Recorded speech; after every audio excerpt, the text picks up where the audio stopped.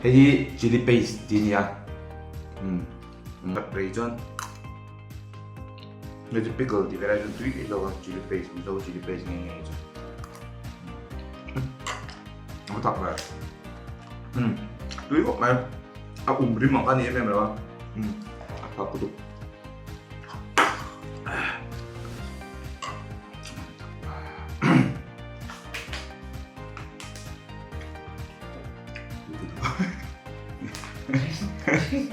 Takut tuh.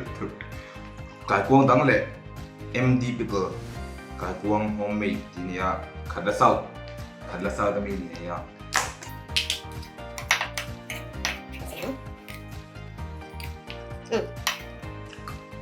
cho chỉ rim lần năm sẽ cho mẹ thì tuy tuổi mà cho mẹ tóc cạp chưa qua này vậy chứ cải cuông cả tháng ngày tóc chỉ不容易发，你忙得的那么，那就啊，你米这面系 noodles 呢，不啊，也对到都能知下，就平衡了哦。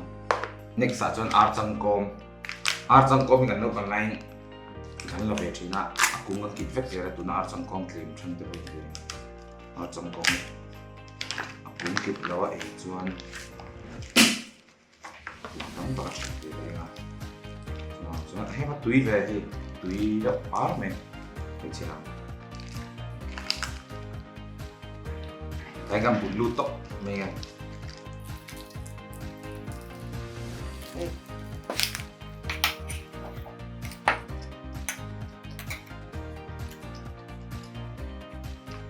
Khẩu vị mến này, mình dấu đủ chứ? Tuy đó này, sang áo ở đi đọc bài biên này, sang áo ở đi đọc bài biên, thấy không?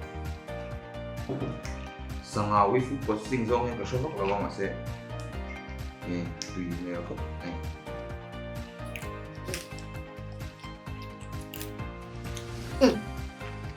Bài biên lồng ấy là sao này tuyết không được.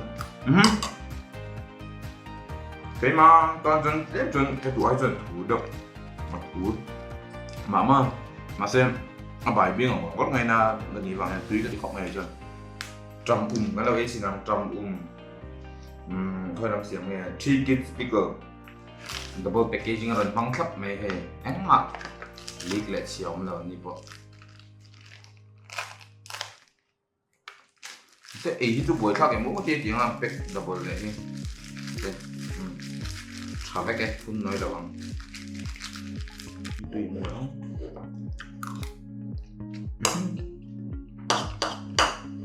tùy đấy mày ở trong chút cái lúa xuân trong cái lúa mà ha trong tùy tụi cái chicken speaker trong ấy bé nghe đâu đúng nghe nhịp bốc ra chỗ mà tùy tụi trong xa thì xí là rất xa ăn theo khúc này trong cũng biết cái này bốc ra đâu tùy tụi lòng tài làm đam bùi thua nha đang quỳ thua để mặt sao mix này tiên along pun ấy tóc tiền đi anh đi chân mà sẽ along em chân cái lâu nga cái rim pot tuy men cốc này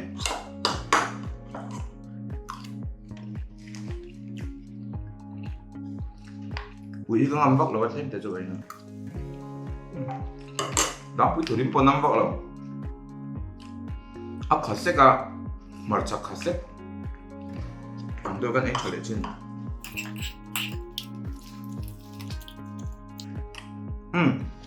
ác cái này vàng này ui vắt lòng ác